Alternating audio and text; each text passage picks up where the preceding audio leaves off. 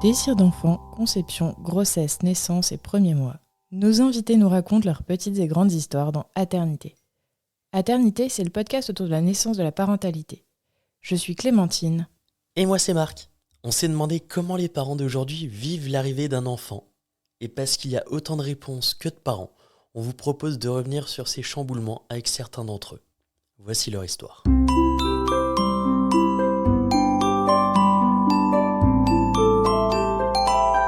Bonjour à toutes, bonjour à tous. Aujourd'hui, nous partons à la rencontre d'Aurélie et Laurent qui nous font le plaisir de nous partager leur histoire. Bonjour Aurélie.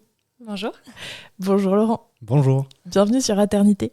Il y a 6 mois et demi, Aurélie et Laurent ont croisé pour la première fois le regard de Louise, qu'ils avaient déjà commencé à aimer depuis 9 mois au travers du ventre rebondi d'Aurélie. En eux, on voit un couple solide qui a vécu tout très intensément à 2, puis à 3. Ils vous parleront de leur grossesse compliquée, de leur césarienne, de leur allaitement, mais surtout de leur fille qu'ils aiment à la folie. Et on va vous laisser vous présenter. Donc bonjour, je m'appelle Laurent, j'ai 30 ans, je suis originaire des Hautes-Alpes. Je suis ingénieur de formation et actuellement directeur de site. Donc moi je m'appelle Aurélie, j'ai 28 ans. Je suis marseillaise et psychomotricienne en libéral. Rapidement, comment vous vous êtes connus tous les deux ? On s'est connus en vacances, je l'avais repéré déjà sur son transat et j'ai pris mon courage à deux mains, je suis sorti de la piscine et puis je l'ai abordé. C'était il y a 10 ans du coup. Il y a 10 ans. J'imagine vraiment la scène. Ça devait être fou. C'était assez sympa, ouais, je me rappelle encore. Donc on s'est rencontrés il y a 10 ans et on est ensemble depuis bientôt 8 ans. Vous avez emménagé quand ensemble ? Du coup après 2 ans de relation, à distance, en fait on a vécu à distance pendant 2 ans. On se voyait que les week-ends. Ok. Au début un week-end par mois, puis après 2 week-ends par mois. Et au bout de 2 ans, on a aménagé pendant 6 mois ensemble à Marseille. Et après il est remonté sur Paris, on a à nouveau été séparés. Et après... T'étais parisien, Laurent ? Non, j'ai fait mon premier travail à Paris. Donc j'ai fait un peu moins de 8 mois à Paris avant d'être muté sur Toulouse. Et Toulouse l'intéressait un peu plus que Paris et elle s'est décidée à me rejoindre. À quel moment et comment est né le désir d'enfant chez vous ? Du coup, nous, ça faisait 2 ans qu'on commençait à en parler et on s'est lancé. On a toujours eu ce désir d'enfant, chacun de notre côté déjà quand on s'est rencontrés et ça fait à peu près 2 ans ça faisait 2 ans qu'on en discutait et c'était jamais vraiment le bon moment. On était un peu loin des familles, tout ça. On s'est dit peut-être un petit peu plus tard et on a fini par trouver le bon moment. Et on a décidé de se lancer même si on était loin des familles. Sachant que notre moment privilégié pour avoir ces discussions, c'était quand on rentrait de nos familles, on avait 4 heures de route, et souvent on mettait pas la radio et on parlait de ça. Ouais. Donc ça s'est décidé à peu près à ce moment-là. Comment vous êtes passé à la concrétisation ?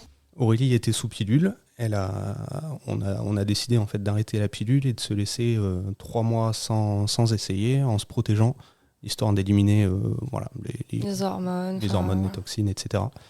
On a partagé avec nos familles en fait ce désir d'enfant et le fait qu'on allait se lancer. Et donc on avait pris ma plaquette de pilules qu'on avait coupée en 2 et on l'a mis dans une petite boîte cadeau et on avait offert à nos familles et voilà, pour leur expliquer qu'on se lançait dans la grande aventure. Et ça a été pris comment par vos familles ? Super bien. Ah oui, ça a été applaudi. Ouais, ils étaient étonnés qu'on partage quand même l'info. Ils ont fait une haut là. Voilà. mais ils étaient contents pour nous et voilà, du coup ça les a fait un peu aussi participer dans tout ça quoi. C'est génial. Vu qu'ils étaient un peu loin, c'était notre façon de les impliquer. Parce que eux sont où ? Alors mes parents sont dans les Hautes-Alpes.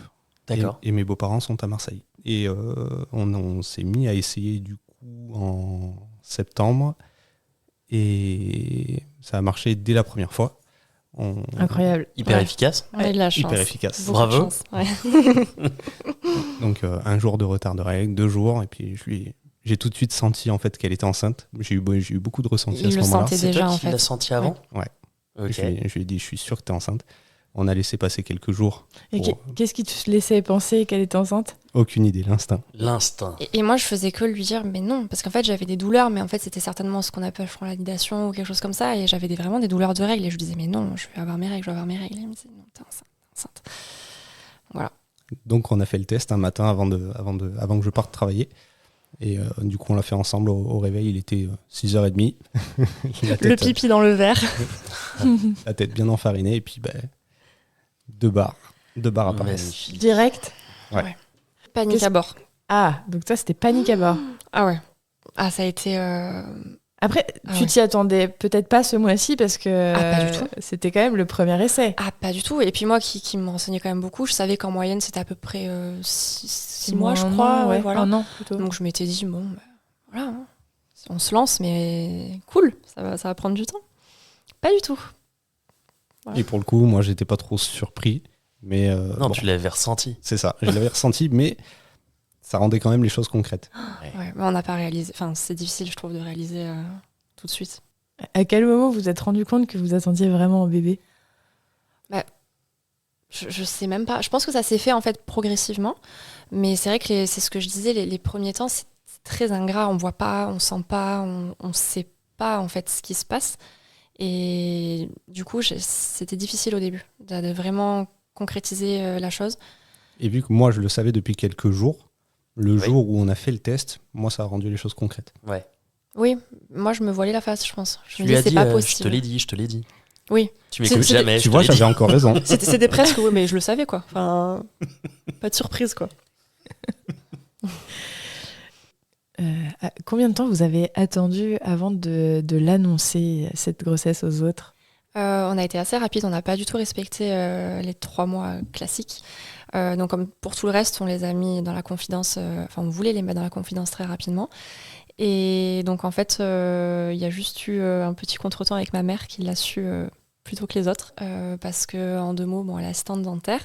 Et j'avais prévu de passer un week-end à Marseille, et à chaque fois que je vais là-bas, elle se met en tête de vouloir me faire faire un détartrage. Donc du coup, il y avait le détartrage, et il y avait aussi cette histoire de radio. Elle voulait me faire une radio pour mes dents de sagesse, et du coup, radio, enceinte, ça a clignoté dans tous les sens, et je me suis dit, ce n'est pas possible. Et pour rigoler, elle m'avait dit, de toute façon... t'es pas enceinte, pourquoi tu veux pas faire la radio ? Et donc moi j'essayais de tenir, je lui disais non, je suis pas enceinte, mais non, c'est juste que je veux pas faire la radio. Et puis bon, de fil en aiguille, je me disais mais comment je vais m'en sortir ? Et elle me dit bon, de toute façon, si t'étais enceinte, il faudrait mettre le tablier de plomb, machin. T'as besoin du tablier de plomb, hein ? T'as besoin ? Mais c'était ça, et j'essayais de m'en sortir par tous les moyens pour pas lui dire, pour pas gâcher la surprise. Et puis après je me suis dit de toute façon ça va être grillé, elle va me voir circuler dans le cabinet avec le tablier de plomb, je pourrais pas passer inaperçu. Et du coup j'étais obligée de lui dire que voilà, il y avait pas... Donc elle l'a su en avant-première ? Elle l'a su en avant-première. Comment elle a réagi ? Alors, tout de suite, déjà, l'annonce a été un peu brutale, parce que j'étais un peu énervée en lui disant, parce que je lui en voulais un petit peu d'avoir grillé la surprise.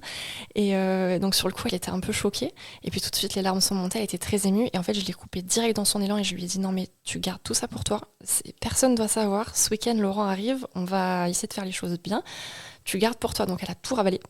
Et puis, 5 minutes après, on allait voir mon beau-père pour boire le café. Elle le savait, et donc moi je savais qu'elle savait, donc j'étais un peu tendue. Et en fait, voilà, ça s'est bien passé, elle a tout gardé pour elle, mais... Elle est fiable. Oui, oui, très. Mais voilà. Parce qu'Aurélie avait tout préparé, ça faisait plusieurs semaines qu'elle avait tricoté des petits chaussons pour mes parents, ses parents, mon frère, toute la famille. Et on voulait du coup leur annoncer au travers de cette boîte. Des petits chaussons tricotés ? Oui. Trop mignon. Des petits pompons et tout. Et du coup, vous l'avez fait avec toute la famille. Est-ce qu'elle a mimé la surprise ? Oui, alors du coup, après, on a quand même dit... on voulait pas mentir, on a quand même dit après qu'elle le savait déjà. Et moi, elle a quand même l'émotion qui est revenue à ce moment-là. Elle a revécu le moment, on va dire, avec les petits chaussons, parce que ça, elle le savait pas, du coup. Donc, elle a quand même eu cette surprise-là. Donc, c'était sympa. C'est trop mignon. Oui. Et côté amis, vous vous êtes fait griller ou vous l'avez annoncé ? On s'est fait griller par ma faute. Avec tes potes à toi ? Avec mes potes, parce que j'insistais pour qu'on fasse un pique-nique, pour qu'on puisse vraiment choisir ce qu'Aurélie allait manger, etc. Et puis parce que j'étais pas vaccinée pour... Parce qu'elle n'était pas vaccinée, on voulait éviter avec le Covid dans les restaurants, etc. Donc il y avait pas mal de conditions. C'était pendant le pass vaccinal. Oui, c'est ça. Et du coup, j'avais pas la 3e dose. Et c'était, il me semble, en février ou mars. Enfin, c'est pas la bonne période en général pour aller pique-niquer dans le coin de Toulouse. Mais on avait réussi à les convaincre d'aller faire ce pique-nique. On avait réussi à les convaincre, mais il fait froid, quoi. Ça. Et il faisait super froid ce jour-là en plus. Et du coup, quand on leur a annoncé, ils ont dit on s'en doutait clairement quand même avec cette proposition de pique-nique. Vous leur aviez dit avant pour la fin que vous y mettiez ou pas du tout ? Non, on n'avait pas partagé avec tes potes, et moi avec mes copines, par contre, elles s'en sont doutées aussi quand je les ai vues, en fait, elles s'en doutaient parce que j'avais décalé mon arrivée de 2 jours parce que j'avais fait le test juste avant de partir. Et quand je leur ai annoncé 2 jours après avoir fait le test. Et j'ai une de mes copines qui m'a dit ouais, non, mais je le sais, je me suis doutée. Je savais. Je sais les choses. C'est ça. Et comment s'est passé votre premier trimestre de grossesse ? Les premières semaines, on a trouvé ça quand même assez particulier parce que, comme on disait, on ne sentait pas, on ne voyait pas, on savait, mais c'était pas concret. Au niveau des symptômes, à partir du premier jour du 2e mois, j'ai commencé à avoir les nausées. Au début, des nausées plutôt cool, qui se sont vite transformées en nausées pas cool du tout, du matin au soir, dégoût alimentaire, tout ce qui va avec. Donc ça a été assez sympathique du 2e mois jusqu'au début du 5e mois. Très mauvaise tolérance à l'hypoglycémie, très sélective sur ce qu'elle mangeait. Enfin, c'était sympa. C'était très très compliqué. Après, sinon, à part les nausées, il y a eu les pertes de sang à la fin du 3e mois, le 24 décembre au soir. Donc j'ai passé la première partie de Noël toute seule aux urgences. Parce que j'étais là, bien entendu, mais période de Covid oblige, ils nous ont pas laissés ensemble. Ouais. J'étais Donc, toute on a seule. été séparés pendant presque 2 heures. Avec un Ça médecin fait qui était hyper pas dur. très... Oui, et un médecin qui était pas très rassurant. On voyait le fœtus bouger, mais il disait je peux pas vous assurer que vous n'êtes pas en train de faire une fausse couche. Très rassurant. Mm. Donc, toi, Laurent, le premier trimestre, comment tu l'as vécu ? C'était assez frustrant. J'aurais préféré lui ramener des fraises ou des choses comme ça plutôt que de subir ces dégoûts alimentaires. En fait, il y avait beaucoup de choses qu'il a tenté sur le coup et puis au final, limite, on le cuisine et puis ça l'a tenté déjà plus. Donc, il y avait pas mal de choses à travailler là-dessus. Ça mais devait sinon, être frustrant. Oui, puis Ouais. on adore manger, donc c'était très compliqué d'avoir cet aspect, voilà. déjà de base, Dégoût, interdit de saucisson, de machin, de Oui, les choses comme interdits ça. Ça, classiques. c'est vraiment dur. Mais au-delà Oui. de ça, tous ces dégoûts alimentaires, c'est vrai que c'était assez compliqué à gérer. Mais bon, on a réussi. Et donc, vous arrivez à la T1. La T1, donc Oui. la première échographie. Super, Et vous- magnifique. C'était la première fois que vous le voyez ? Ah bah non, il y avait eu cette échographie aux urgences. Oui, alors juste avant, il y avait eu l'écho de datation, la toute première. fait, Là, ok. voilà. Après, il y avait eu l'écho aux urgences, mais bon, qui était assez expéditive et pas dans un contexte très cool. Et après, il y a eu la fameuse T1, très très belle écho, où on voit le bébé vraiment en entier. C'est une des seules incroyable. où on le voit vraiment en entier. Avec le cœur qui bat, Oui. Oui. ouais. Oh là là, Qui va moi, hyper vite. À fond. Moi, C'est je pleurais émouvant. à chaque fois. Ouais, C'est Je terrible. comprends. Ah ouais, c'était trop beau, trop trop beau. Est-ce que ça a commencé à matérialiser ce bébé, finalement, cette première écho ? Oui, pour moi, oui. Moi, j'en avais pas besoin, j'étais déjà à fond. Oui, mais ça rendait quand même plus concret parce qu'en Oui, plus, bien sûr. on l'avait pas vu bouger, je crois, à la première. Non. Mais on se dit, il se passe quelque chose, ça y est, on voit vraiment qu'il se passe quelque chose. Et puis, on avait pris le temps de bien regarder si tout allait bien, et tout allait très bien. Donc, c'était vraiment, vraiment cool. Vraiment un super moment. Donc, t'enchaînes après cette magnifique T1 sur le 2e trimestre. Mouvementé. Donc, pour toi, c'était pas la lune de miel. Non, c'est là où les nausées ont continué.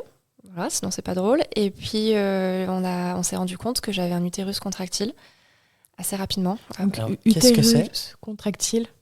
C'est en fait c'est l'utérus qui se contracte beaucoup pour pas grand chose. Enfin, j'en venais à me lever, avoir une contraction, éternuer, avoir une contraction, me retourner dans le lit, une contraction. C'était tout le temps. Au début, c'était une dizaine par jour et puis c'est monté assez vite en fait en intensité. C'est les fameuses contractions de Braxton Hicks, donc c'est celles qui sont pas censées faire maturer le col, pas censées. Et donc utérus contractile. Au début, je continuais à travailler normalement, je prenais les transports en commun, voilà. Après, il y a eu le diabète gestationnel qu'on a détecté très tôt dans la grossesse. Comment vous l'avez détecté, du coup ? C'était avec les prises de sang de suivi. Parce qu'il y a eu la grosse perte de poids. Il y a eu une perte de poids, il y avait des prises de sang du coup à réaliser à jeun le matin, et pourtant les glycémies étaient hautes. Donc ils ont commencé à se poser la question, on a refait des prises de sang, et puis ça s'est confirmé. Voilà, donc diabète gestationnel. Elle a gagné les prises de dextro avant et après chaque repas, donc 6 fois par jour. Dans les doigts. Ouais, je devais Voilà. me piquer le bout du doigt 6 fois par jour, avant et après chaque repas, pour vérifier la glycémie, pour que ça ne monte pas trop en fait par rapport au bébé. Donc Ça, on c'est supprimait encore des aliments, c'était génial. Et en plus, il y avait certaines valeurs qu'on ne comprenait pas toujours. Donc il y a des moments où on était dans le vert, on disait c'est bizarre, pourtant on a fait un peu des folies. Il y a des moments où on était dans le rouge. alors que le repas était composé uniquement de légumes. C'était lié au stress aussi. Enfin, le stress jouait aussi sur la glycémie. C'était assez aléatoire, en fait. Et est-ce que tes nausées, elles se sont arrêtées quand tu as commencé à manger en fonction de ce diabète gestationnel ? C'est ce qui était pas cool, en fait, c'est que je commençais à avoir moins de nausées. Et par contre, il y a le diabète qui s'est rajouté. Donc, je commençais à réavoir envie de manger. Et puis, hop, diabète. Donc, alors, j'ai pas eu d'insuline. C'était vraiment sous régime alimentaire. Donc, encore des privations, encore... Sympa le régime. Très sympa. Et je continue à perdre du poids, du coup. Ouais. Oui. J'ai démarré ma grossesse à moins 6 kilos. Moins 6 kilos, Wow. ok. Voilà. Et c'est pas fini.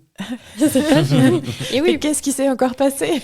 on a eu une suspicion de problème à la thyroïde, avec là encore une prise de sang qui n'était pas très nette au niveau de la TSH. Les hormones T3, T4, enfin je sais plus trop. Elles sont censées, elles peuvent potentiellement baisser au début de la grossesse, mais nous, elles étaient carrément indétectables. Il y a Elles une étaient prise de sous sang. le seuil de détection du labo. Et c'était le cas sur 2 prises de sang, en fait, parce qu'on a revérifié un mois ou un mois et demi J'ai eu après. plein de prises de sang. C'était très sympa pour une phobique des prises de sang. C'était très agréable. En plus, c'était phobique des prises de sang. Très, très phobique des prises de sang.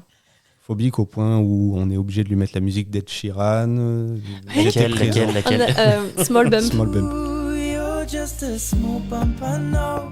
You grow into your skin. On avait le petit rituel avec la même infirmière, la même musique. Piqué allongé, je lui tenais la main. Avec une etc. aiguille pour bébé. Ouais, non, mais je suis Tout un costaud dans rituel. la phobie, je suis sympa. Ouais. Donc Je savais même pas que c'était possible de faire ça. Ouais, Si. mais on est tombé sur une perle. Sophie du labo, si tu nous entends.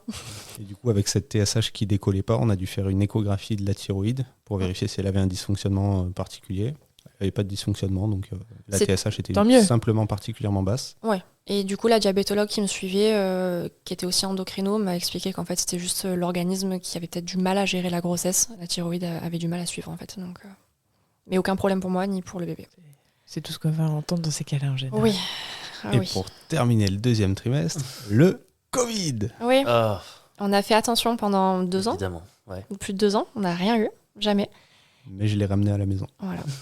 Et c'est inévitablement, je suis tombée malade. Alors après, bon, il n'y a rien eu sur le bébé. On avait fait une écho de contrôle, rien de particulier, mais Parfait. ça en rajoutait encore, quoi. Donc, 2e trimestre, pas vraiment lune de miel. Ouais, pas rigolo.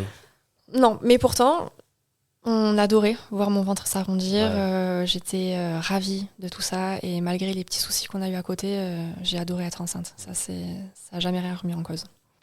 Et toi, Bien. Laurent, t'as adoré être enceinte ? J'ai adoré être enceinte. Surtout quand on a commencé à avancer vers le 3e trimestre, on avait été très porté vers l'aptonomie, la communication. Donc on avait vraiment adoré cette phase d'aptonomie. J'y croyais pas énormément au début, pour être honnête. C'est Aurélie qui m'a vraiment traîné là-dedans. Alors, Et- pour ceux qui savent pas, l'aptonomie consiste en quoi ? Comment le décrire ? C'est essayer avec la position des mains sur le ventre, essayer de communiquer, de rentrer en communication avec son bébé. Et avec la pensée. Et avec la pensée, oui, parce qu'il y a l'aspect psychologique qui est très important. Et voilà, il faut vraiment être tous les 3 ensemble, penser au bébé. Et on arrivait à la capter. Ça, c'était très, très beau. Et il l'a On senti arrivait très tôt. à Ouais. sentir où elle était, Ouais. à la faire bouger dans son ventre, Ouais, et elle nous répondait par moments. c'est génial. C'était très beau. Et il l'a Ouais. senti vraiment à travers mon ventre. Moi, je l'ai senti bouger assez tôt. Et Laurent a pu la sentir aussi plus tôt que ce qu'on entend, en fait, Ouais. généralement. Ok. Donc il était pas rare que le soir, plutôt que de se poser sur le canapé et regarder la télé, on se posait sur le canapé certes, mais plutôt pour On Ouais. discutait communiquer avec avec Louise. Ok. C'est génial. avec le bébé. Avec Joli. le bébé. Avec Ah, le merde, bébé. j'ai Pas spoilé. forcément. C'est pas. Joli moment. Oui. En même temps, elle est déjà née, on le fait Oui. a posteriori, donc C'est vrai, on sait qu'elle on sait qu'elle est née. on sait qu'elle est là. On s'est fait spoiler. On se rappelle de la T1 qui s'était super bien passée avec le son, l'image, c'était magnifique. La T2, c'est passé comment ? Encore plus belle. Oui. Encore plus belle parce qu'on a pu voir Louise déglutir au moment de l'écho. Non, bailler Ah, et Oui. déglutir. Oui. C'était magnifique. Là, ça rendait vraiment le bébé vivant. C'est ce qui, toi, t'a marqué. Ah ouais, c'est de j'ai voir, en adoré. fait, une mimique de bébé. Et du coup, ça rendait encore Pas seulement plus voir des concret. formes, vraiment voir la vie se manifester, c'était magnifique. Ouais, c'était super beau. Et vous avez pu voir que c'était une Louise ou vous avez attendu ? On a pu voir, on l'avait demandé et La phrase qui nous a marqué, c'est une pépette. Voilà. Une pépette? Pourquoi Ouais. une pépette? C'est la gynéco qui a fait l'écho qui nous a dit, qui cherchait et qui nous a dit, bon, bah, c'est une pépette. Ah, c'est adorable. Ouais. Très mignon. C'est resté ancré et on s'en doutait quand même déjà depuis quelques temps Ouais. que c'était une Oui. petite fille. Parce que là encore, j'avais eu ce ressenti très tôt. Ouais. J'avais été le premier à dire Que j'avais aussi pour le coup. que tu as fini par avoir aussi. Bah, je voulais pas me laisser. En fait, je pense que secrètement, je voulais une petite fille et je voulais pas me laisser happer par tout ce qu'on me disait. Donc j'essayais d'être la plus neutre, mais à chaque fois que je pensais au bébé, je pensais à une petite fille. Ouais. Et je me forçais à me dire, mais c'est peut-être aussi un petit garçon. Et c'était spontanément une petite fille dans ma tête. Donc, Après cette T2 pour les intimes, donc vous avez enchaîné sur le 3e trimestre. qui a eu son lot aussi. D'accord, donc après un 2e trimestre chargé, le 3e trimestre super chargé. Donc qu'est-ce qui s'est passé au 3e trimestre? Bah, utérus toujours contractile, forcément. Donc de plus en plus de contractions. Et menace d'accouchement prématuré à 30 semaines. Waouh. L'angoisse. Total. Ouais. Hospitalisation pendant 2 jours, piqûre en intramusculaire pour maturer les poumons au cas où bébé arrive trop vite. Ouais. Gros Le stress. stress, ouais. Gros stress. Donc retour à la maison, plus rien à faire à la maison. Quasiment vraiment, alité. Être sur le canapé, prendre une douche, Ouais. aller au lit, mais pas plus quoi. Ok. Et toi, comment tu l'as vécu, Laurent, ce moment-là? Oh bah, c'était assez stressant parce que je savais que ça pouvait arriver à tout moment et on n'était pas prêt du tout, ni psychologiquement ni matériellement. Et Surtout matériellement. Enfin, on se stressait avec des broutilles, quoi. Mais, ouais. Mais on n'était pas prêts, quoi. donc ça a mis un coup d'accélérateur quand même. Et bon, d'un Sur autre quoi? côté, sur la préparation, Ouais. l'achat du matériel, est-ce qu'on La a vraiment logistique, pensé à tout surtout. Ouais. Je pense surtout la logistique. Ouais. La chambre du bébé, les vêtements. C'est ça. Puis ça nous permettait de peut-être pas penser aussi, enfin, de rester sur la logistique. On écartait un peu tout ce qui pouvait se passer de plus grave, on va dire, si elle arrive. Parce que 30 semaines, c'est petit tout encore. Ça se fait très bien, mais c'est petit. Ah, ça emporte son petit lot de problèmes derrière. Mm. Alors, soit d'arriver au Oui. terme. Et puis j'aimais tellement être enceinte que pour moi, si je pouvais la garder, même plus que les 9 mois, je l'aurais gardée. Et Louise l'a senti parce qu'elle n'a pas voulu se retourner.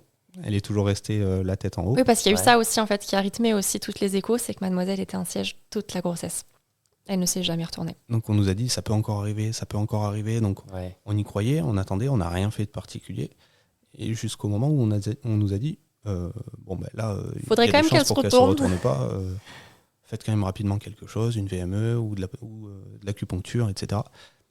C'était un peu dommage que ça nous soit dit si tard. On a eu des éléments un peu contradictoires, mais on a fait du coup une séance d'acupuncture qui n'a malheureusement pas porté ses fruits. On a même tenté la VME à la maternité, qui a failli presque fonctionner. marché. Elle était retournée à 90%, mais elle a vite repris sa position tête en haut. Il Donc restait ça voulait 10%. C'est ça. Et ça voulait pas. Et après, on a été un peu fataliste et on s'est dit, bon, ben, si elle veut pas, c'est qu'elle est peut-être bien comme ça. On a essayé. On va pas s'acharner et Mais on a laissé. on partait malgré tout vers un accouchement voix basse, parce que la maternité nous avait dit que c'était largement faisable, que c'était courant. Ok. Il fallait simplement vérifier. On a fait une écho, une radio, je sais plus. Radio du bassin pour Du bassin. vérifier les mesures, pour voir si ça passait. Donc le premier retour était que c'est bon, ça pouvait passer. Ok. Et en fait, en refaisant une échographie, je crois, avec notre sage-femme, on s'était rendu compte que la tête était quand même particulièrement grosse pour notre fille. Et on a sollicité du coup un nouveau rendez-vous à la maternité pour vraiment questionner Et une être sûr sage-femme du choix. et un médecin. Et là, vraiment, on a senti que c'était potentiellement risqué Ouais. pour Louise Ok. et pour Aurélie. Parce qu'en fait, elle avait un petit corps tout fin et une tête, une bonne tête. Et vu que c'était le corps qui sortait en premier, on nous a dit, là, c'est quand même risqué. Et est-ce que vous avez essayé l'autonomie du coup pour le faire se retourner ou ça Ah. n'existe que dans les films? Alors, Dans la les films, ça sage-femme, n'existe pas d'ailleurs. la sage-femme n'était pas hyper chaude pour faire ça parce que vu que j'avais un utérus contractile, elle avait peur que ça fasse. Que ça déclenche. Ouais, exactement, que ça enclenche un peu le travail trop rapidement. Donc là encore, on a laissé faire. Un peu trop, peut-être. Et au moment où on a commencé à un peu s'en inquiéter, c'était trop tard. Enfin, elle pouvait plus. Au-delà de l'autonomie, on s'est aussi préparé en consultant une consultante en lactation vraiment se renseigner pour mettre toutes les chances de notre côté pour que l'allaitement se passe bien. C'était vraiment une volonté d'Aurélie et la mienne également. C'est devenu un projet commun. Donc on prenait vraiment les infos pour faire en sorte que ça se passe bien sur les positions, sur les rythmes à donner, etc. J'ai fait un atelier dédié pour les papas également, pour préparer l'arrivée du bébé, les premiers changes, les premiers bains, etc. Ça consistait en quoi, ces ateliers ? Déjà, on essayait d'échanger entre nous, prendre un peu les infos de comment ça s'était passé, comment on se préparait à la maison, comment on équipait en termes de logistique, comment les mamans se sentaient. On avait un petit poupon aussi pour faire les premiers changes, les premiers bains. Ah, ça devait être chouette. C'était trop bien. Et donc c'était vraiment un moment que j'ai apprécié. Et on nous apprenait les notions, même si je les connaissais déjà grâce à Aurélie. Je l'avais bien briefé. C'est ça. Les notions un peu de baby blues et autres. Donc voilà, pour vraiment être présent avec la maman et faire en sorte que ça soit un succès pour tout le monde. Ok. Pas seulement pour le papa. C'est trop bien. Et la valise maternité, elle a été prête quand ? Assez tardivement, même si on y avait quand même réfléchi en amont. Au final, on repoussait. Puis il y a eu l'alitement aussi qui a fait que je pouvais pas trop m'agiter dans la maison non plus. Mais au cours du 8e mois, on a commencé à la préparer. Donc c'était plus Vous l'avez fait à 2, hein ? Oui, alors c'était en décalé. Moi, je préparais la journée et le soir, je lui sautais dessus quand il rentrait du boulot. Et je lui disais, voilà, tu vois, il y a ça à tel endroit, ça à tel endroit. Parce qu'on était encore dans l'idée d'un accouchement classique. Ouais. Donc je m'étais dit, bon, dans la panique, il vaut mieux qu'il sache où tout se trouve. J'avais fait des listes, des post-it. Il y avait les différents sacs, les différentes tenues, il y avait les post-it un peu partout, sur la porte aussi, en partant. Attention, ne tout pas était ça, sous contrôle. Okay. C'était ma façon à moi de me rassurer. Tout était sous contrôle. Est-ce que vous aviez fait un projet de naissance tous les deux ? Oui, alors on avait comme souhait que ça se passe le plus simplement possible, tout en étant quand même... moi, je voulais la péridurale, hein, je voulais pas du tout... j'étais pas très téméraire sur l'histoire des contractions, tout ça. Mais on voulait quelque chose d'assez simple, pouvoir accueillir le bébé, enfin, pourquoi pas que Laurent puisse récupérer le bébé à la naissance, enfin, des choses assez classiques. On insistait vraiment sur la communication et l'échange. Voilà. Ok. On voulait vraiment vivre les choses à fond. Être impliqué et vraiment ressentir les choses pour Aurélie comme pour moi. Je souhaitais vraiment être impliqué, couper le cordon, bien entendu.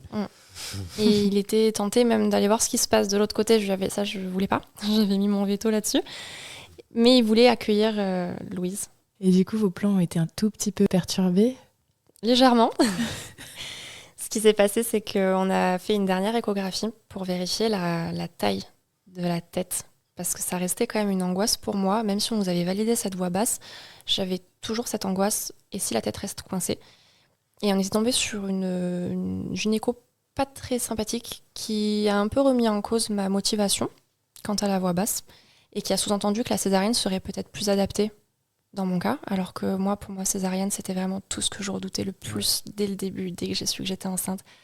C'est quelque chose que j'ai répété sans cesse, je ne veux pas de césarienne, ça serait vraiment le pire pour moi. Voilà. Donc, j'étais motivée par ma voix basse.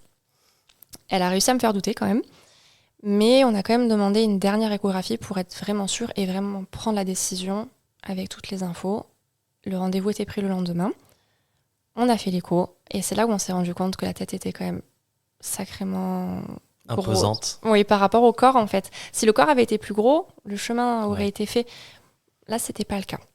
Et ni la gynéco ni la sage-femme ne nous préconisaient une voix basse. Okay.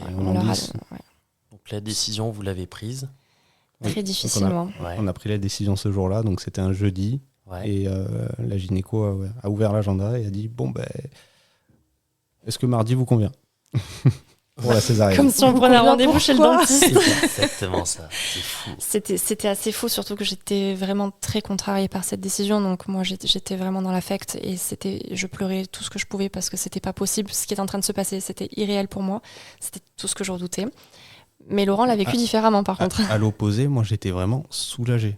Parce que ça faisait du coup plusieurs semaines qu'on était dans l'angoisse un peu entre la menace d'accouchement prématuré, etc. Donc là, c'était la libération. Se dire, ça y est, on voit une fin, on sait que Louise ira bien, on sait qu'Aurélie ira bien. Et ça me permettait aussi de mettre tout en ordre au boulot. Je savais que j'avais jusqu'à lundi soir pour tout mettre en ordre et être vraiment libéré et dédié à Aurélie et Louise le mardi. J'ai fini tous mes dossiers. Elle peut arriver. Comment ça s'est passé du coup après la programmation de la césarienne? Donc il y a eu 5 jours. C'était très rapide. Et moi, personnellement, je l'ai très très mal vécu. Pendant 5 jours, je pleurais beaucoup, toute la journée. Et j'envisageais toujours le pire. Et je ne voyais que le négatif dans cette césarienne. J'arrivais pas à me rendre compte qu'en fait, pour sa santé à elle et aussi pour la mienne, c'était vraiment la meilleure décision. J'arrivais pas à me faire à l'idée. Donc en fait, c'est la césarienne qui te faisait paniquer? Oui, dans ma vie, il ne m'est jamais rien arrivé. Pas un point de suture, pas un gros bobo. J'ai jamais rien eu. Donc là, la chirurgie, enfin c'est une chirurgie, c'est quand même une opération. Ça me paniquait totalement. L'acte en lui-même, l'après, tout me paniquait en fait. Et toi, Laurent, t'as pu faire quelque chose pour ça? Non, quand elle T'étais démunie. est dans ces Mm. phases vraiment d'angoisse comme ça, et je l'avais jamais vue aussi angoissée, aussi fermée. J'avais quand même un petit peu de mal à la ramener, à la rassurer sur ces aspects-là. J'arrivais pas à être raisonnée en fait. C'était irraisonné toutes les craintes que j'avais. Ouais. Donc sur le coup, ça marchait, mais une heure après, ça recommençait. Donc c'était pas Ok. forcément facile à ce moment-là. Compliqué. Donc 5 journées de douleur, De stress. d'angoisse, de Mm. stress. On arrive à la fin de ces 5 jours. Vous arrivez à la maternité, qu'est-ce qui se passe? Ouais, c'est surréaliste parce qu'on sait qu'on va la rencontrer, que Ouais. c'est imminent. Enfin, on savait que ça allait être en fin de matinée. Ça devait être en fin de matinée. Donc on a préparé ses tenues, on les a mises dans le berceau, on a préparé sa turbulette. Aurélie s'est changée aussi, elle avait sa blouse La bleue, fameuse blouse. son là grand là, sourire. Non, c'est pas vrai, elle souriait pas du tout à ce Non, on a moment-là. pris une photo juste avant de descendre au bloc, mais je suis dans un état lamentable. On dirait que je porte la misère du monde sur mes épaules. Enfin, c'est terrible. Et on a su, juste en arrivant à la maternité, pendant l'écho de contrôle, pas une écho, pardon, le monitoring de contrôle, qu'en fait, je passerais pas en fin de matinée, mais que j'allais passer beaucoup plus rapidement, parce que la césarienne, avant moi, avait été annulée. Donc le chirurgien est passé me voir parce que la sage-femme lui a dit que j'étais très stressée. Donc il a passé une tête dans la petite salle et ça nous a beaucoup rassurés de le Ouais. voir en avance. Oui, il a été adorable. Il nous a rassurés autant qu'il pouvait Ouais. parce que j'étais encore quand même sacrément loin dans mon angoisse à ce moment-là. Et donc on est descendu, on est monté au bloc parce que c'est toute une Elle a histoire. toujours eu du Non mais mal. c'est toute une histoire. Le bloc était à l'étage en fait. Moi pour moi dans l'inconscient c'est toujours en bas les blocs opératoires. Enfin, bref. Et donc on est monté au bloc plus rapidement que prévu. Et qu'est-ce qui s'est passé? Ils t'ont endormi?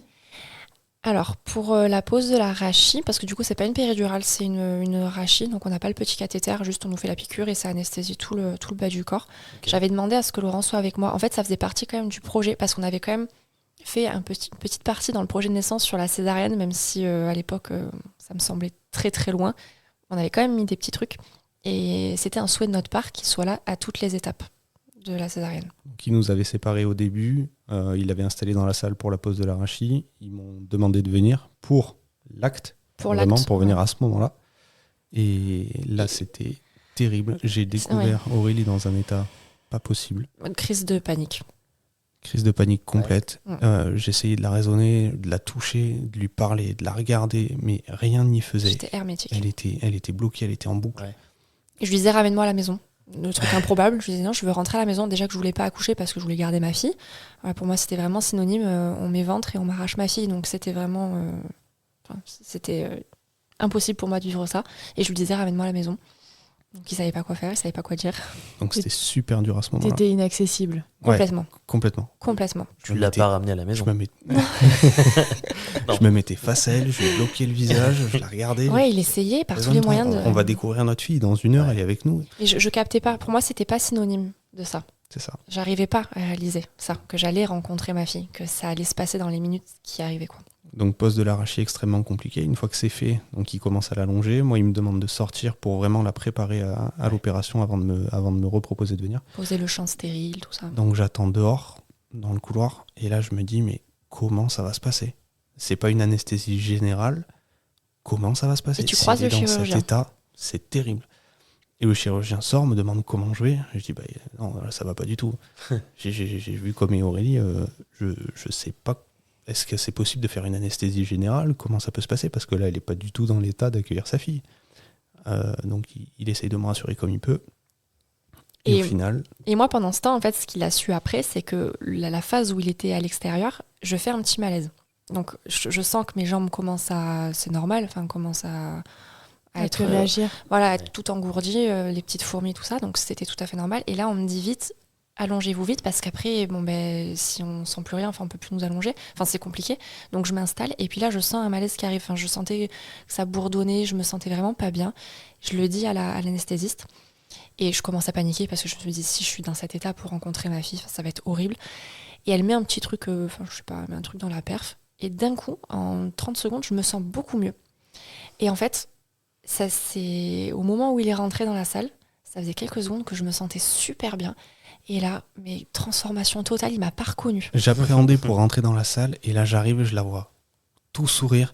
Ah, t'es là, mon amour. Mais euphorique, Pimpante. je commençais à être euphorique. On va rencontrer notre fille, c'est trop bien, viens près de moi. Qui est cette femme? Il m'a pas reconnue, il a demandé. Mais... Merde, je me suis trompé de salle. Excusez-moi, madame, je ressors. Non. Et il a regardé l'anesthésiste, et la jeune femme, il lui dit, mais... Je lui ai dit, vous avez mis quelque chose là.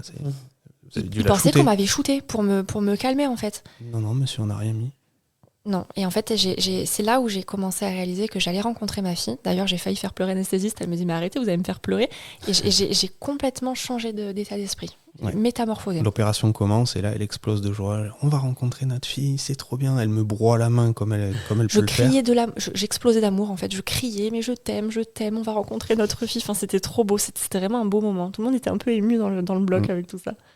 Moi, j'ai quand même tenté de demander si je pouvais aller voir la sortie de ma fille. Oui, parce qu'il voulait voir même le ventre. Il s'en foutait du ventre ouvert, lui, il voulait tout voir. Moi, je l'aurais pas tenté. Hein. Ah, mais il voulait. Moi, je lui disais non, tu restes là. Non. Bon, ça a été refusé. Ouais, je comprends. On n'est pas très étonné quand même. Et notre fille sort et donc le champ stérile est légèrement baissé pour qu'on puisse la voir. On l'avait demandé. Notre fille sort, on la voit apparaître et avec les yeux ouverts. Bon. Elle est née les yeux ouverts. Ouais. Elle vous a regardé? Alors, toi, tu l'as vue avant moi. Ouais. Moi, Ouais. je l'ai vue avant et je l'ai vue avec 2 tours de cordon autour du cou. Ah oui. Lui, il l'a vue, moi, j'ai pas vu. Je pense que je suis contente de ne pas l'avoir vue. Ok. Donc, après coup, on se dit, bon, c'est peut-être pour ça qu'elle s'est pas retournée. On a bien fait de pas trop forcer non plus. Ouais. On regrette même d'être allé jusqu'à la VME. Oui, du coup, sur le quand on coup, sait je m'en ça. suis voulu. Quand j'ai su qu'il y avait le cordon, je me suis dit... Oui, mais vous saviez pas, Voilà. ils ont tenté, ils ont l'habitude de le faire, c'est leur protocole. C'est ça. Donc le chirurgien enlève les 2 tours et puis nous montre notre fille, elle est toute chevelue là. Ça a étonné tout le monde. Ils rigolaient avait tous. beaucoup de cheveux. Et puis, anecdote, elle était en train de faire caca en naissant. Ouais. C'est C'est un truc vrai très glamour. Oui, yeux ouverts en train de faire caca. Oh, la princesse. Magnifique. Donc le chirurgien coupe le cordon et puis dépose Louise du coup sur Aurélie. Donc, je suis Ouais. juste à côté et puis on... Et elle allait bien, elle allait très très bien parce qu'on nous avait prévenu que peut-être elle allait être un peu étourdie parce que souvent les bébés nés par césarienne peuvent boire un peu la tasse. Donc ils ont souvent besoin d'être aspirés un petit peu. Et en fait, Louise, pas du tout. Elle était nickel. Elle a respiré direct, sans aide. Donc elle a pu rester contre Aurélie 2-3 minutes, peut-être un peu plus, peut-être 5. Oui, alors moi j'étais un peu branchée de partout, donc j'avais du mal à la toucher. J'avais un peu les fils de partout, donc bon, c'était pas évident. On a quand même pu faire quelques photos, etc. Oui, on a pu vraiment la passer ce moment tous les sage-femme, 3. mon Dieu, mais quelle chance on a eu. Ouais. Ouais. Et après je suis parti avec Louise dans les bras pour la peser, pour les premiers examens très rapides. Ouais. Et après on m'a installé dans une petite salle où j'étais en peau à peau avec Louise pendant Pendant que je me faisais 1 heure et recoudre. quart, pendant la fin de l'opération. Merveilleux. C'est ça. Pour lui, c'était merveilleux. Pour moi, Ouais. c'était autre chose. Moi j'étais trop bien. Ouais. Elle pleurait de temps en temps de faim. On m'avait expliqué comment faire avec, en lui mettant le petit doigt dans la bouche pour qu'elle le tête un peu. Ok. C'était trop bien, j'étais dans ma bulle. Aurélie, du coup, termine son opération. Elle est emmenée en salle de réveil. Et on avait dit, si on peut aller la voir pendant la salle de réveil, ça serait génial. Ouais. Mais c'est pas une salle de réveil dédiée maternité. C'est Donc, commun, en fait, à tout l'hôpital. Ok. mais par chance, il y avait une seule personne dans la salle de réveil à ce moment-là. Ok. Et qui Et- est parti au bout d'une heure. C'est ça. Donc la sage-femme est venue me chercher. Tout de Vous suite. pouvez venir voir votre femme. Ouais. Donc je suis venu avec Louise dans les bras. Et on l'a mise au sein. C'est bien, on l'a mise au sein. Elle a pris le sein tout de suite. Super bien. Et là, je pense que d'un côté, ça m'a un peu réparé. Enfin, sur tout ce qui s'est passé pendant la grossesse, l'accouchement qui était loin d'être idyllique. Disons que ça se finissait vraiment pas comme on l'avait imaginé. Là, cette mise au sein, ça a été vraiment salvateur pour la suite. Pourquoi Ouais. salvateur pour la suite? Parce que j'avais cette appréhension du lien. En fait, j'avais peur de ne pas réussir à créer le lien par rapport à la césarienne. J'avais peur de ne pas me sentir mère. Parce que j'ai l'impression qu'en fait, on nous accouche Pour moi, j'ai pas accouché, on m'a accouché. Même si maintenant, aujourd'hui, j'essaye de faire un travail là-dessus. Et oui, j'ai accouché, c'est un moyen comme un autre de mettre au monde son enfant, qui certes n'est pas classique, mais j'ai mis au monde ma fille. Mais au début, j'avais peur de ça, j'avais peur de cette histoire de lien. Et donc, le fait que l'allaitement fonctionne dès le début, ça m'a apaisée sur ça. Je me suis dit, le lien, ça y est, là, je le crée, c'est maintenant. Tu t'es sentie mère? Je pense qu'à ce moment-là, ça a été vraiment la première grosse étape où je me suis dit, ça y est, je suis maman, je suis sa maman. C'est moi, sa mère. Et toi, tu t'es senti papa à quel moment? Dès le début.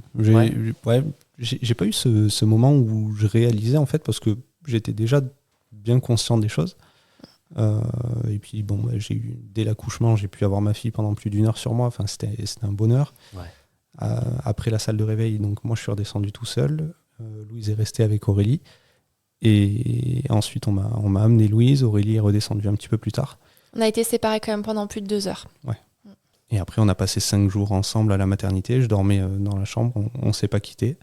Ouais. Et on a vraiment tout fait ensemble. Ouais. Bon, Aurélie, du coup, devait rester pas mal dans le lit. Au début, c'était très compliqué. J'étais Donc, très bloquée dans mes mouvements. Ça a été quelque chose d'extrêmement difficile à vivre. De sentir qu'on ne peut pas faire tout ce qu'on veut. Je mettais un quart d'heure à me lever du lit. Enfin, c'était terrible. Même si on m'a levée dès que je suis montée, dès que je suis remontée en chambre, redescendue. Pardon. Oui, puisque t'étais en bas au bloc. C'est ça, mais j'y arrive toujours pas. C'est pas grave. Donc, Donc, dès t'es que obligée je- d'être bien repérée au niveau spatial. C'était ton J'étais accouchement. un petit peu... Donc, dès que je suis retournée en chambre, quelques heures plus tard, on m'a fait me lever. Ça a été extrêmement difficile, vraiment. Puis j'avais une Douloureux. appréhension. Oui, ça commençait à devenir douloureux. L'anesthésie... Ils t'ont fait lever pour faire quoi? Enfin, j'entends qu'il faut lever très rapidement. Mais ils t'ont fait faire quoi? Alors déjà me redresser, m'apprendre aussi les gestes parce que du coup on peut absolument pas solliciter le ventre, les Ouais, abdos, les abdos, il y en a mort. plus. Ouais. Donc on m'a expliqué se mettre sur le côté, les premiers gestes. Et là déjà l'appréhension de la douleur, c'était terrible et la douleur qui était quand même là, qui commençait à se réveiller, ça a été quand même très compliqué. Puis j'étais un peu sonnée, enfin c'est particulier. Ouais. Le premier lever est particulier, puis on est complètement à l'équerre. Parce Ouais. que forcément, on a été ouvert. J'ai appris que c'était sur 7 couches. Je l'ai appris après coup, donc heureusement. Il y a la cicatrice externe, mais il y en a quand même beaucoup en interne, donc c'est pas évident au début. C'était très douloureux. Est-ce que ça t'a permis, toi, Laurent, de prendre tes marques finalement avec ta fille? Ça a été une chance, tu peux le dire. Ça a été une chance pour ça toi. a été une chance pour moi parce que Ouais. du coup, j'ai profité du méconium. Oh, Cette, le fameux méconium, c'est lui qui a Bien, suggéré. raconte-nous. ces beaux premiers caca bien noirs, bien Du goudron. du tu peux le goudron, dire. simplement. ouais. Et je bénis Cathy, si tu nous écoutes, qui m'a donné l'astuce parce qu'au début, j'y allais avec le coton, le liniment, et c'était En une horreur. pleine nuit. Ouais. mon Dieu. Il fallait 10 cotons parce que ça collait, le liniment n'y faisait rien. Et le lendemain, elle arrive. Et en fait, il suffisait de coller un coton bien mouillé pendant 30 secondes, histoire de bien désincruster. Ouais. Ensuite, il n'y a plus qu'à essuyer, ça part tout de suite. Donc là, voilà, on vous révèle l'astuce qui a quand même sauvé le reste de nos nuits. C'était génial. Ouais. Donc, j'ai vraiment pu créer ce lien dès le début. Donc, j'ai fait les tenues, j'ai fait les couches, j'ai fait le premier bain aussi.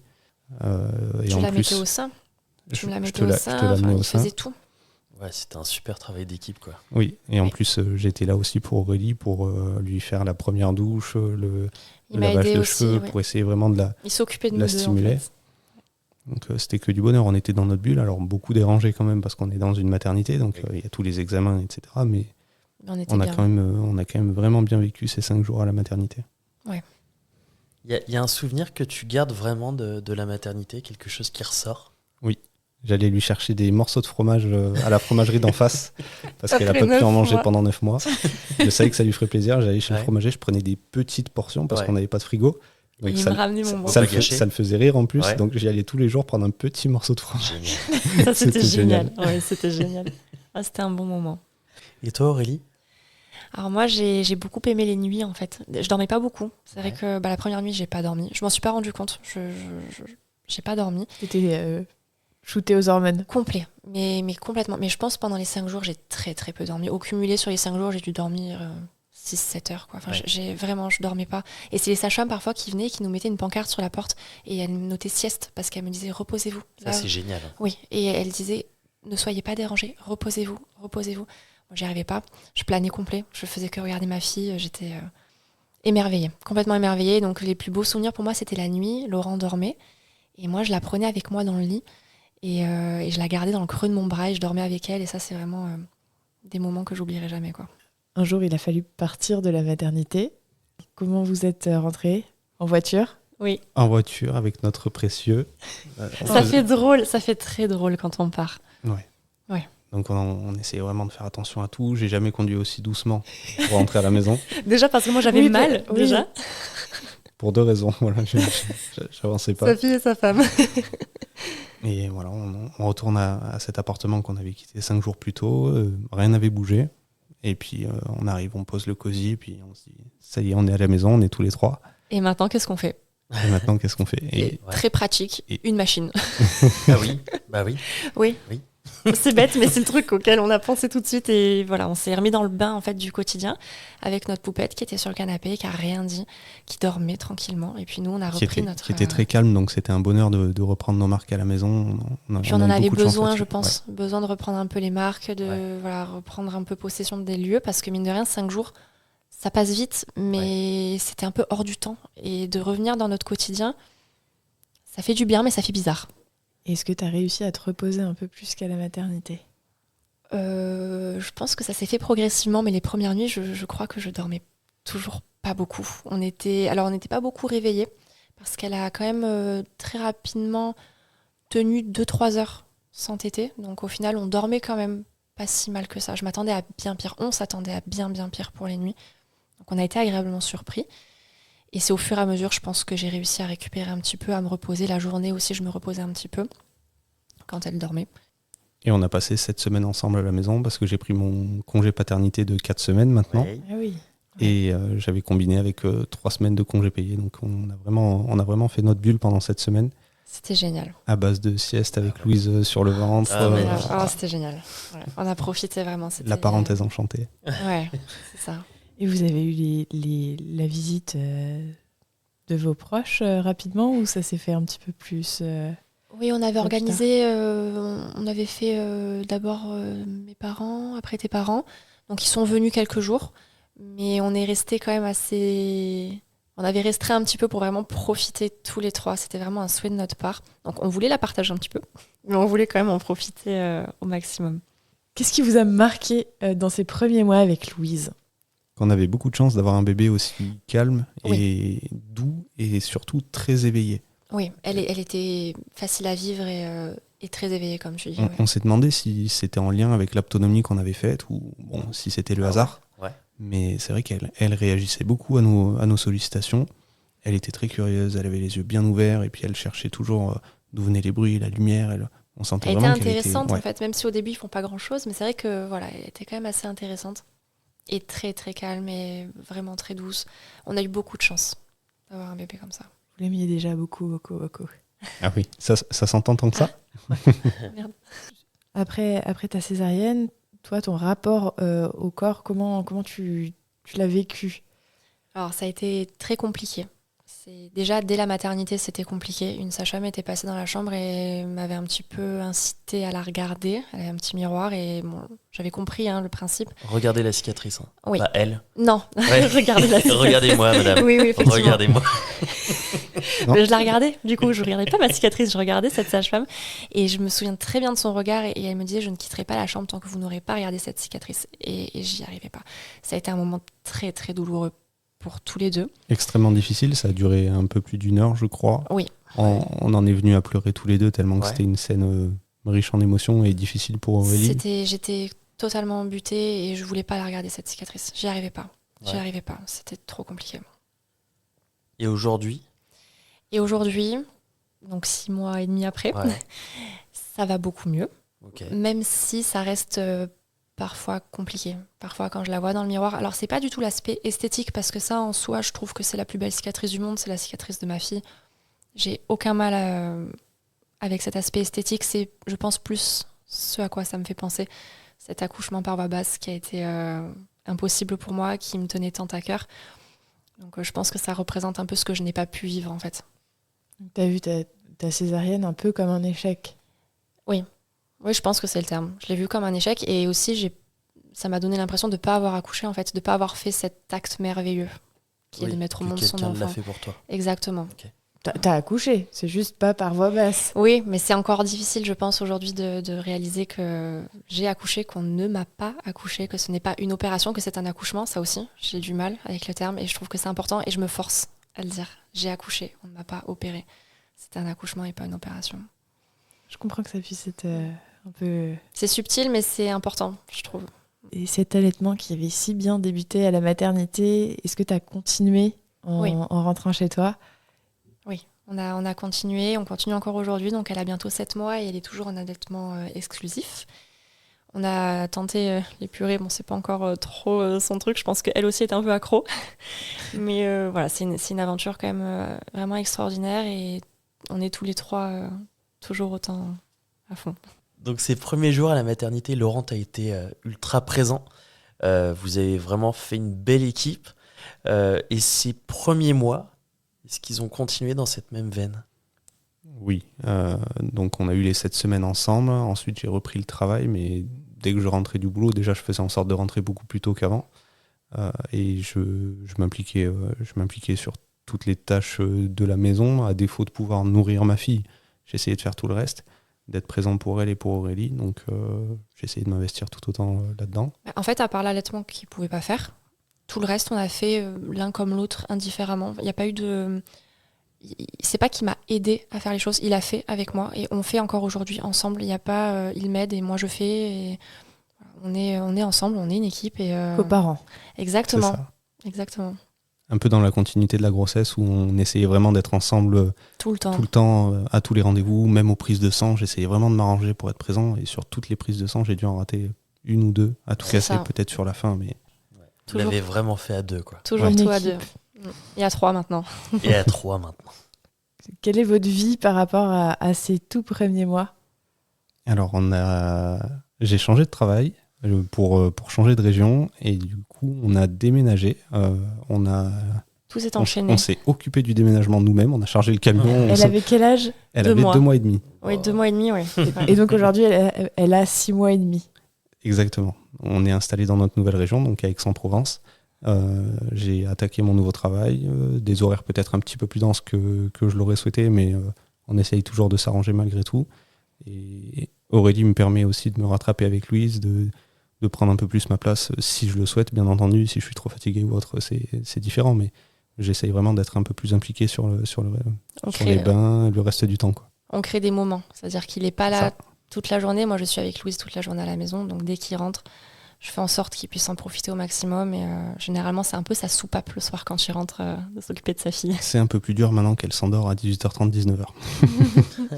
Oui. Faut rentrer avant, quoi. C'est ça. C'est ça. Il essaye, il fait au maximum. Et je vous ai pas posé la question, mais comment vous avez choisi le prénom Louise ?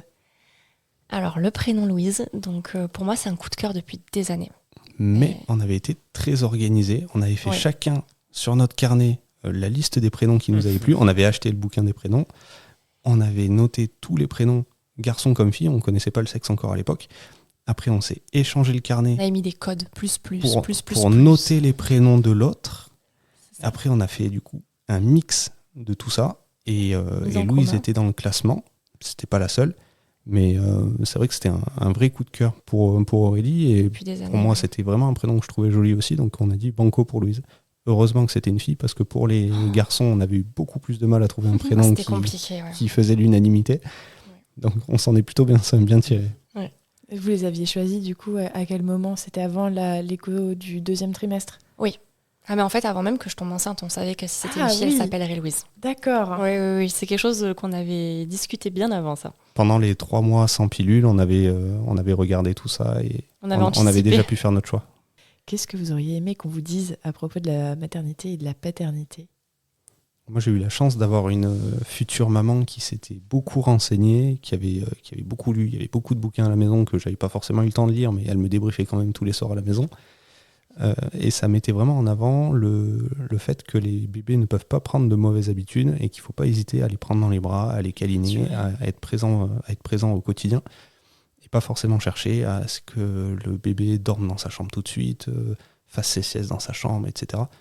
Et même si elle m'avait dit tout ça, si j'avais pu lire quelques passages dans les livres, j'avais quand même au fond de moi cette petite idée de me dire, bon, allez, quand même, là ça fait 2 siestes qu'elle fait sur moi, la 3e, je vais essayer de la poser quand même dans son couffin à côté, etc. Et là, avec le recul, je me dis, mais non, c'est la bonne façon de faire, c'est la façon dont on a envie de faire les choses.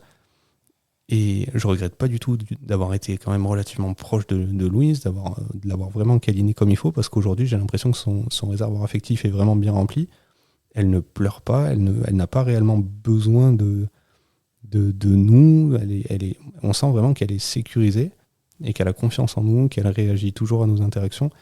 Donc, si je pouvais donner un conseil du coup aux futurs parents qui nous écoutent, c'est foncez, faites comme vous le sentez. Si vous avez besoin d'être proche de vos enfants, faites-le. On arrive à la fin de l'épisode. Un immense merci à tous les deux de nous avoir accueillis chez vous à Aix-en-Provence et de vous être livrés comme vous l'avez fait. Merci à vous de nous avoir écoutés. C'était super intéressant et on est très contents d'avoir partagé ce moment avec vous. Nous aussi.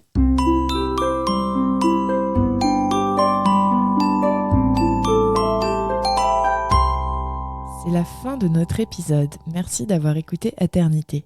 Si vous avez aimé, n'hésitez pas à vous abonner à ce podcast.